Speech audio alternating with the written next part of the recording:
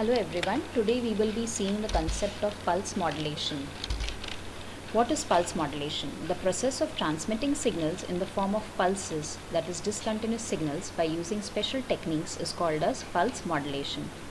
We have seen this concept in analog communication, so we will be revising pulse modulation and types of pulse modulation today. If we take a continuous sinusoid, then the amplitude of the pulse, if it varies with respect to the information signal, it is called as pulse amplitude modulation. If the width of the pulse varies with respect to the amplitude of the information signal, it is called as pulse width modulation. If the position of the pulse changes in accordance with the amplitude of the information signal, it is called as pulse position modulation. So pulse modulation, we have PAM, PWM and PPM. Then we have pulse code modulation. Pulse code modulation is a modulation technique where it involves sampling, quantization and coding. Thus, pulse modulation is categorized as analog pulse modulation and digital pulse modulation. Under analog pulse modulation, you have pulse amplitude modulation, pulse width modulation and pulse position modulation, which we just saw. In digital pulse modulation, we have pulse code modulation, delta modulation, adaptive delta modulation. We have seen the figure for PAM. So the signal is sampled at regular intervals such that each sample is proportional to the amplitude of the signal at that sampling instant. This technique is also called as sampling. For minimum distortion, we know the sampling rate should be more than twice the signal frequency. Now we come to pulse amplitude modulation. In the figure, you can see that we have a sine wave, that is a message signal or the information signal, which is denoted as small m of t. We have the PAM signal, which is represented as S of t. The width of the pulse is defined as capital T, and the distance between the two pulses is termed as capital T suffix S, which is nothing but the sampling interval. Now let us denote the sequence of the pulses by S of t, and mathematically it is represented as summation n equal to minus infinity to infinity m of nts h of t minus nts. M of nts is nothing but the sampled signal. It is the instantaneously sampled version of m of t, and it can be represented as m delta of t, which we have seen in the last lecture while studying sampling theorem, is equal to summation n equal to minus infinity to infinity m of nts delta of t minus nts. Now if I have an LTI system whose impulse response is h of t and the input is m delta of t, then output of such a system is given as m delta of t convolving with h of t, which is nothing but integral minus infinity to infinity m delta of tau h of t minus tau d tau, that is convolution integral.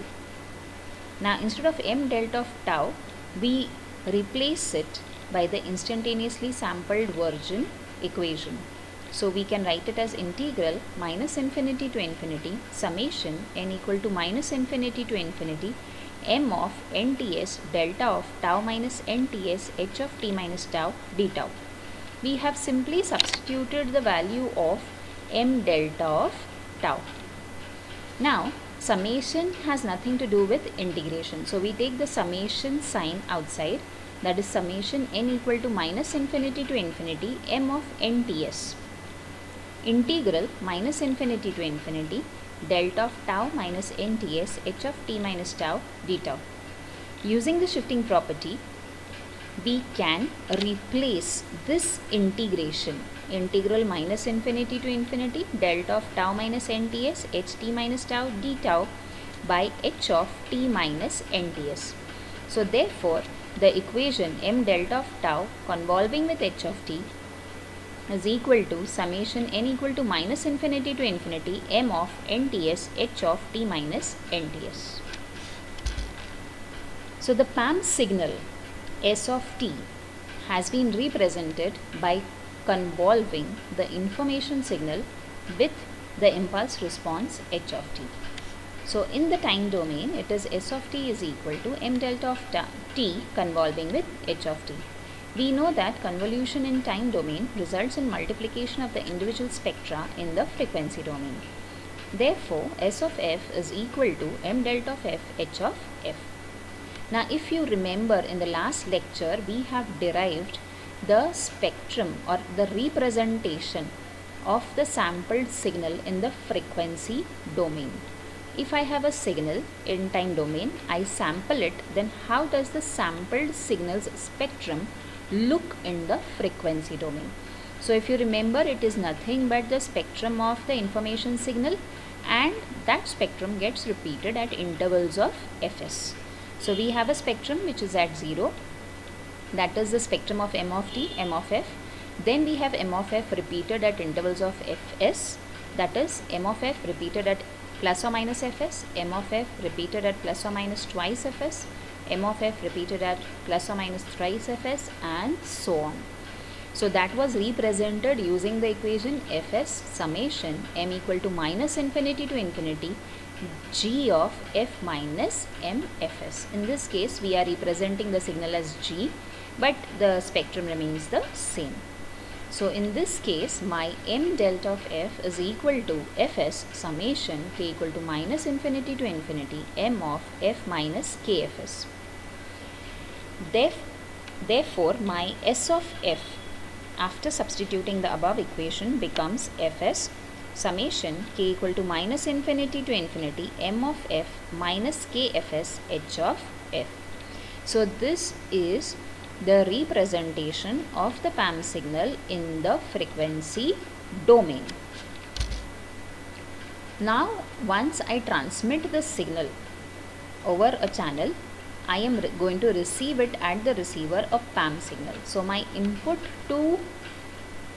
at the receiver will be the PAM signal S of t. I have to recover back my information signal from the PAM signal. That means I have to recover back the message signal m of t.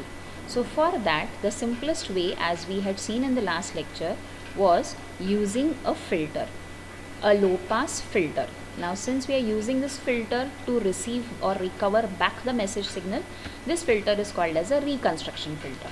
But this is nothing but a low pass filter. So the input to the PAM signal will be fs summation k equal to minus infinity to infinity m of f minus kfs h of f.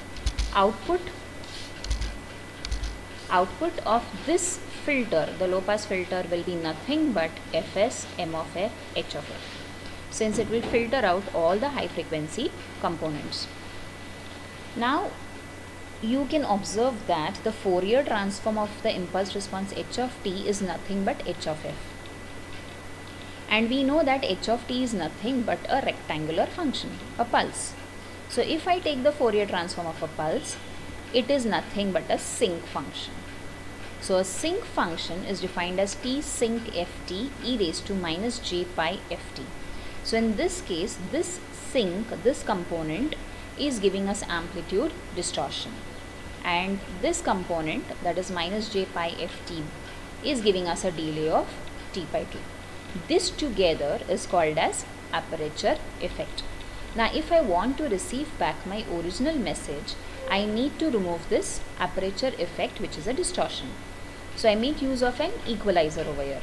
The equalizer's response will be exactly opposite of the frequency response h of f. So that's why the equalizer response is taken as 1 upon hf, which is equal to 1 upon t sinc f of ft.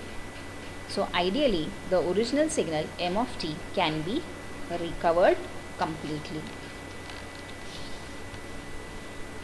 Thus today, in this video, we have revised what is pulse modulation, what are the different types of pulse modulation, what is aperture effect, and how the original signal is recovered back from a PAM signal. That's all for now. Thank you.